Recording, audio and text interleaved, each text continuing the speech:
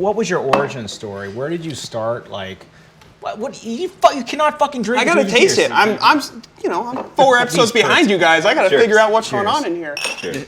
Hey, to street lawyers and street justice, you guys get to do your cheers at the end. I missed you. You didn't miss me. Give me a fuck. So what's my origin story? Mm-hmm. So, got done with school up at NAU. Really wanted to. What does that stand for? Northern Arizona University. There we go. Played football up there. Really. You played football for NAU? NAU? I did. I wanted to make it to the NFL. Did my best to try and do that. What did you play? Tight end. So Mario used to be a tight end. They worked him into a wide receiver. Yeah. Well, it was tight at the beginning. Yeah. Of course, that's how it starts out. And then it got wide. That was the joke. You can leave it at that.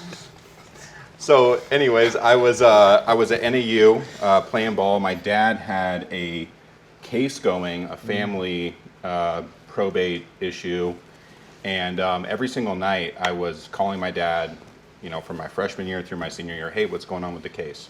What's going on with the case? And he was just basically telling me what his lawyer was telling him.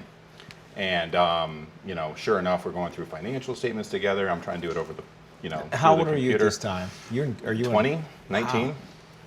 And sadly for years we couldn't get the numbers to line up. And it took a while for my dad to say, well, it's because someone in the family is stealing money, right? So that case went on forever. In 2013, I was out of school and actually went to the Arizona Supreme Court for an argument on a particular issue. And so I got to go watch my dad's attorneys and the defense attorneys, and I was so dumb. After I left, I told my mom and my family, I was like, these guys, they're talking out each side of their ass here. Like they can't just answer a question directly. Little did I know they were being asked like the hardest questions ever at the Supreme Court hearing. But yeah, after seeing that, and that was in 2013, I went ahead and started, applying for law school, got into law school, worked hard in law school, found personal injury as probably the best way to make a living for myself, closest to sales and, which was kind of my natural deal. And then just got right into personal injury and got licensed in 2016. So usually the tight ends, offensive linemen in football are usually the ones that like cerebral players. Is that where you were at NIU? Oh yeah, at Northern Arizona, yeah, for sure. I would definitely have considered myself one of the smartest players on the team. I knew the route tree, right? I knew the blocking schemes. Do you have to block for Austin? I don't want to fast forward, but how often do you have to block and tackle for this guy?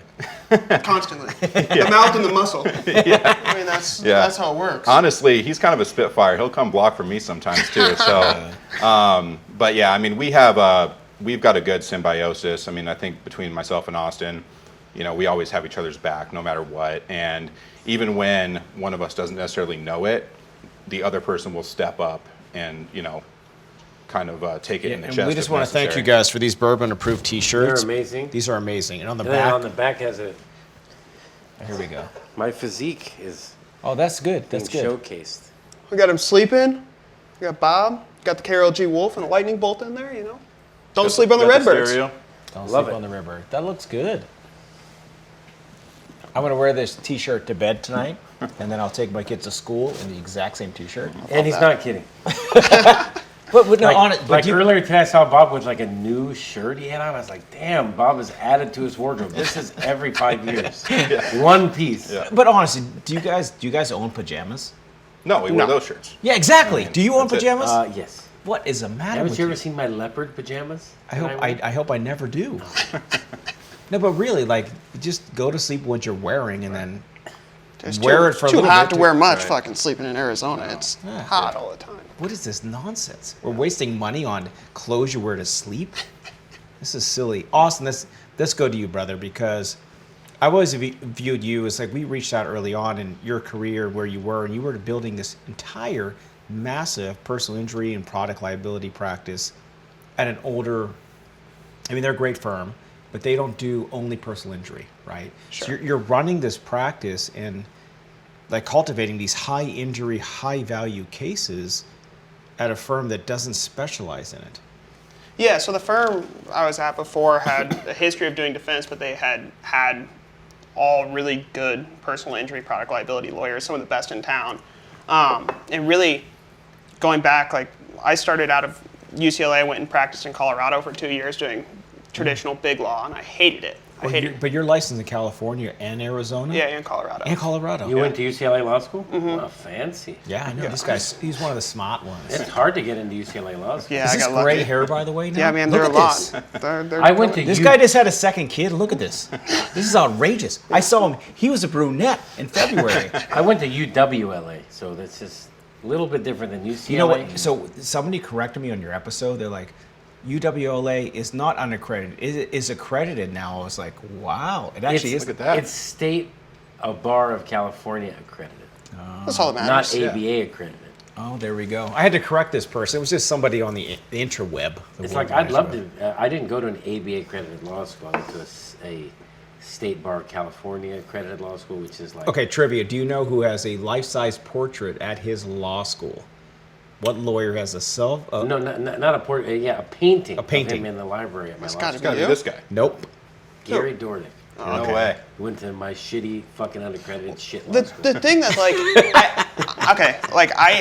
I like going to UCLA, great, whatever. This conversation happens all the time. The first conversation that happened when I went to UCLA, I went to Arizona State undergrad. I get into UCLA, I show up like I normally do. Guy from Yale, guy from Harvard, nice ass schools, and they're like, I went to Harvard. Other guy's like, I went to Yale, and I was like, I went to Arizona State. And they're like, you must have partied a lot. And I was like, we're all here, fuckers. Nice to meet you. Let's go.